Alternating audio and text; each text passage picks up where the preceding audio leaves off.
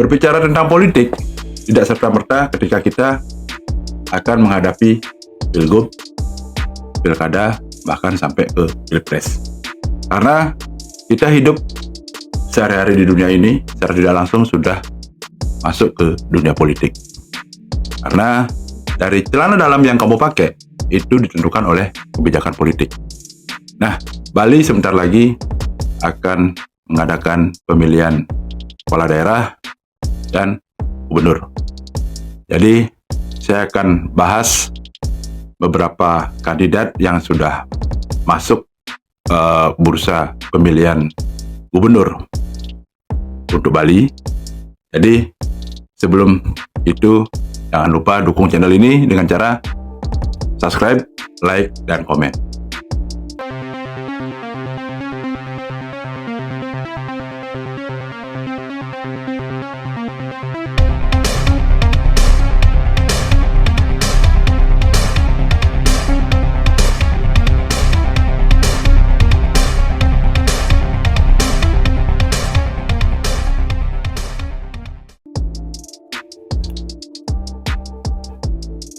Ada beberapa figur yang sudah terlihat, bahkan balihonya sudah tersebar hampir ke seluruh Bali. Itu yaitu Bapak Giri Praste terutama. Nah, ada Pak Wayan Koster juga, dan ada juga Bapak Raimandre, DPD terpilih kemarin yang suara paling banyak. Terus ada juga Pak De Gajah, dan ada figur-figur lainnya. Nah, saya kutip dari berita detik.com. Keyakinan PDIP di Pilgub Bali melawan calon yang didukung Jokowi. Nah, siapa calon yang didukung Jokowi? Kira-kira. Terus juga ada dari Antara News, survei gabungan. Nah, survei gabungan ini dari lembaga Hindu seperti DPN Prada, DPD Prajaniti, DPD Persada Nusantara itu mensurvei bahwa Bapak Giri Praste paling populer untuk memimpin Bali. Terus juga ada Pilgub Bali 2024, Bapak Mangku Pastike mengatakan Wayan Koster tak ada lawannya. Parpol lain lebih baik bergabung daripada kalah. Mungkin Pak Mangku Pastike melihat dari pemetaan wilayah, karena Pak Wayan Koster itu dari Buleleng.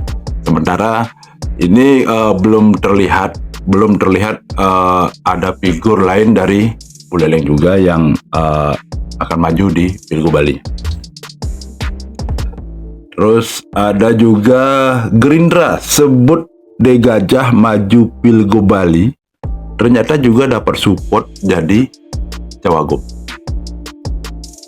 Nah, kira-kira menurut masyarakat Bali, siapa yang pantas nanti memimpin Bali? Di sini kalau digabungkan, dipasangkan seperti Pak Wayan Koster misalnya digabungkan dengan Bapak Giri Praste.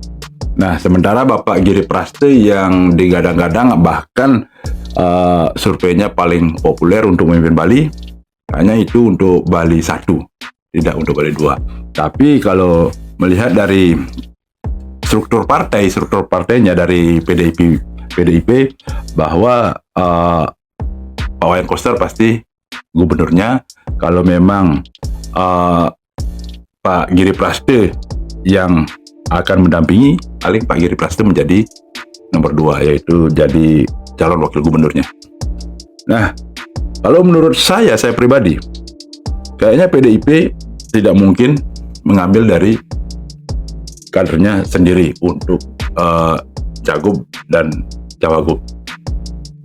Pasti tentunya ada dari koalisi partai lain atau dari sipil dan lain sebagainya. Karena melihat juga pemetaan Pilgub di Bali kemarin, Pilpres kemarin di Bali, itu calon dari PDIP kalah.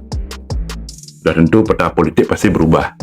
Nah, kalau melihat dari Gerindra dari Bali Selatan kita lihat yang digadang-gadang ada Bapak Ray Mantre yang akan maju di Cagup, namun sampai saat ini beliau belum menyatakan atau belum deklarasi untuk maju ke Pilgub Bali.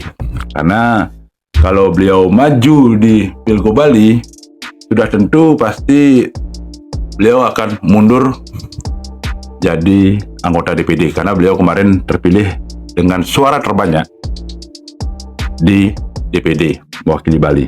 Nah, tapi dari Gerindra Bali katanya dengar-dengar dan ada di media-media online bahwa Ketua DPD Gerindra Bali yaitu Bapak Gede Gajah mengajukan Bapak Ray Mantre untuk maju di Pilgub Bali.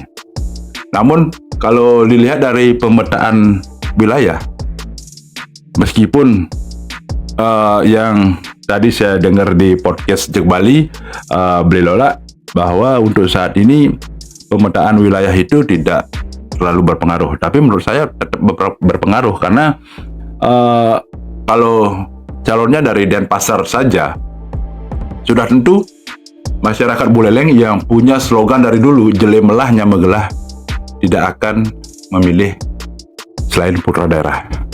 Nah, kalau misalnya ada dua calon dari Pak Koster sama Giri Praste, terus Bapak Ray Mantre dengan Pak De Gajah, pertarungannya akan sudah pasti diprediksi yang menang siapa.